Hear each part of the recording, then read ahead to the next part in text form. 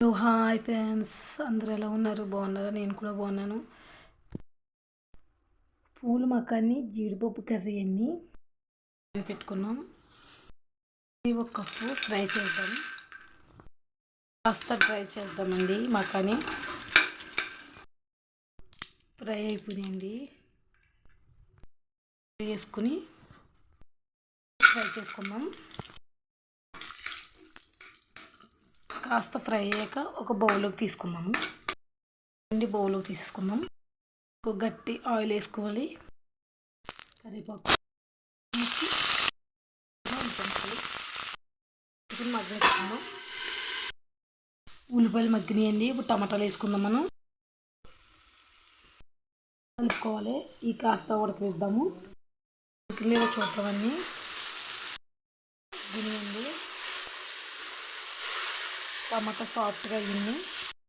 వెల్లుల్లి పేస్ట్ వేసుకున్నాము. పచ్చివాసన పోయాక మగ్గిపోయింది. ఒక స్పూన్ కారం, ఉప్పు, పసుపు అంతా కలిసిలా కలుపుకుందాము. ఒక కప్పుడు వాటర్ వేసుకుందాం. మనం వచ్చేదాకా మూత పెట్టుకుందాము. కాస్త పొంగు వచ్చిందండి. ఇప్పుడే వేసుకున్నాము. ఇప్పుడు మకాని కలుపుకున్నాము. జీడిపప్పు వేసుకుందామండి. ధనియాలు, జీలకర్ర పౌడర్ చేసుకున్నాము. ఇది మసాలాలన్నీ మకానికి బాగా పడతాయన్నీ. ఇంకో స్పూన్ గరం మసాలా వేస్తున్నాను నేను. ఉన్నాము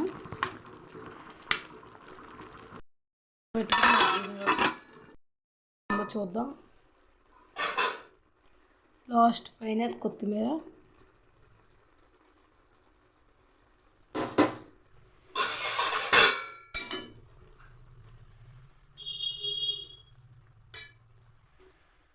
మరి కాస్త దగ్గర పడ్డాక అవన్నీ ఈ స్టేజ్లో ఉప్పు అన్నీ చూసుకోండి. మీకు కారం సరిపోతే కనుక ఇంకా ఓ స్పూన్ ఎక్స్ట్రా వేసుకోండి. మాకైతే సరిపోద్ది. మా పిల్లలు తినరు. అయిపోయిందండి, సరిపోతుంది. మెత్తబడేటప్పటికి ఇంకా దగ్గర పడిపోతుంది కర్రీ. చాలు, స్టవ్ ఆఫ్ చేసుకుంటున్నాము.